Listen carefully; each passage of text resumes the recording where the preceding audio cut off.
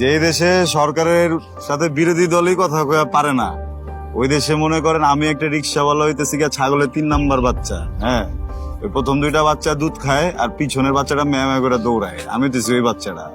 আমার মতো রিক্সাওয়ালারা বা শ্রমিকরা যদি 8-10 জন 2000-3000 পয়রা মরেও জায়গা, এই দেশের সরকারের বা বিরোধী দলের কারো কোনো কিছু যায় আসে না। আমরা আসলে কথাটা কইলেও বা কি কমবো বা আমগো কথাটা কি ঠিক মতো পৌঁছাইবো কিনা জায়গা মতো, এটা তো ভাবার বিষয় ভাই। আচ্ছা ভাই, এই যে ভালো একটা কথা বলেছেন যে বিরোধী দল তো আন্দোলন করছে, সংগ্রাম করছে, অনেকে জেল খাটছে।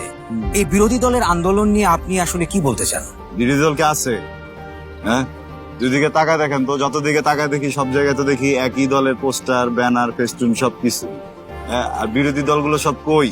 এরা কি সব রোহিঙ্গা মায়ানমারে থাকে? হ্যাঁ, শোনেন, বিরোধী দলের টুটি অনেক আগেই চাইপা ধরা হয়েছে। বিরোধী দল এখন লুলে হয়ে গেছে, তারা কথাও কইতে পারে না, তারা কোনো কিছু করতেও পারে না, আর কথা কর জায়গাটাও তো নাই। হ্যাঁ, তো এক শাসনতন্ত্র যদি চলতে থাকে তাহলে আসলে কোনো দল, কোনো জনগণ কেউ তো কোনো কথা কইতে পারবো না। আর এদিকে সাধারণ জনগণ সবাই আছে হইতেছে গিয়া খালি পেটের ভিতরে ভাই।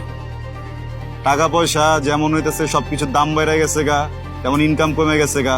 আলুর দাম বেড়ে গেছে, এখন হয়ে গেছে 80 টাকা কেজি। অন্যান্য শাকসবজি 200 টাকার উপরে, 200-300 টাকার নিচে কোনো মাছ নাই। হ্যাঁ, আমি মনে করেন যে এখানে এই বেলার ভিতরে খ্যাপ মারলে 400-500 টাকা আইতো, সেখানে এখন আইছে খালি 80 টাকা। 1 কেজি চালের দামই 80 টাকা। তা আমি যে বাড়িতে ফেরত যাবো 80 টাকা দিয়া আমার পরিবারের জন্য চাল নিমু, নাকি মাছ নিমু, নাকি আলু নিমু, নাকি ডাইল নিমু, আমি তো এই চিন্তায় বাঁচতেছি না ভাই। তাহলে বিরোধী দল কি করতে পারলো না, পারলো না, কি লেগা পারলো না, এটা হলো আমি কেন, আমার মতো আরো 10 জন, 15 জন, 10 লক্ষ, 10 কোটি মানুষ তো কথা বলতে পারবো না ভাই। সবাই এই জায়গায় আটকে আছে, বুঝছেন?